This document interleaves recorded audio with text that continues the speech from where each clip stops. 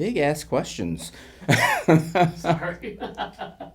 First of all, I had a really weird childhood because I spent the school year in New York City, and in New York City, they segregated you into classes according to how you tested. And I was often in the class, and I was the only non-Jewish kid in the class. So on Jewish holidays, it would be me.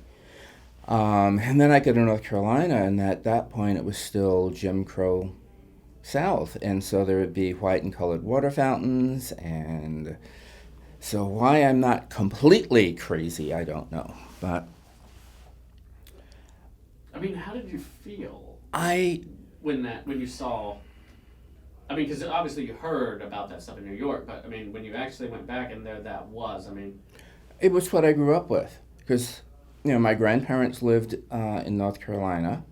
I spent all of my summers there.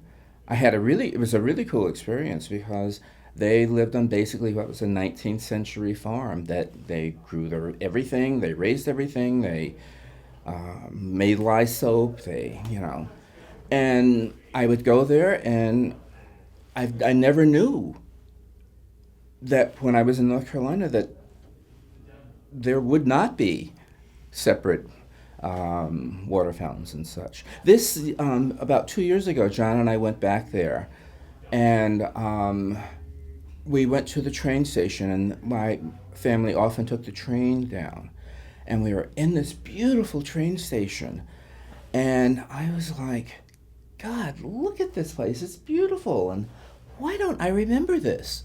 And then I remembered, oh, the colored waiting room, which was a cinder block little room around the corner from this stunning station.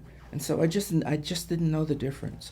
And I think one thing that really helped me, it sounds so crazy, but was being sick younger because I couldn't go to school a lot.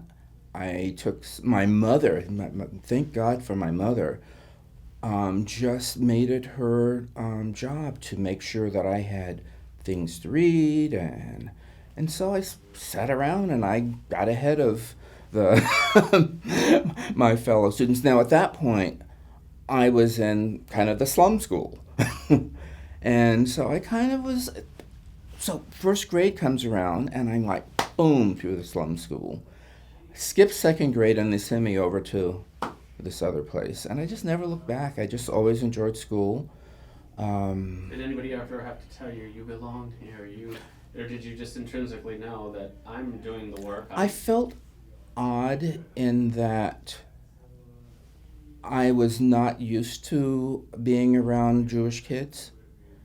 My mother would say crazy ass things to me like, okay, if you go over to their house, you be careful because if they have really expensive lamps, and if you break a lamp, we'll never be able to pay for it. So there was just all of this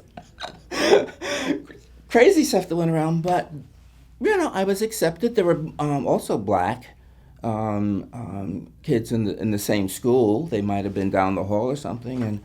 And back then, in this particular location in Brooklyn, you just got used to being around Southern blacks and Caribbeans and Puerto Ricans and Italians and Polish and Jewish kids, and everybody played ball together. There's just none of this stuff now where I sometimes go back east and it's like there are separate black guys hanging over here playing basketball, and then it was just completely different, and so I never really felt odd until the Black Power movement started, and back in the like 67, 68, and suddenly I was supposed to hate the whitey, and some of the whiteys were my closest friends. I'd been going to bar mitzvahs, and it's like I'm supposed to hate these people. They've treated me, nicely, and so, that was about the only time when I ever really had an internal conflict about that. And I mean, I think any black kid back then who really loved school was told that they were not being black enough then, or who had any white friends were told they were not being black enough. And, it's like, I don't know why things can just bounce off of me easily. I took it in, and I would do things to make sure that I wasn't being too white. But I don't know, it just never stopped me.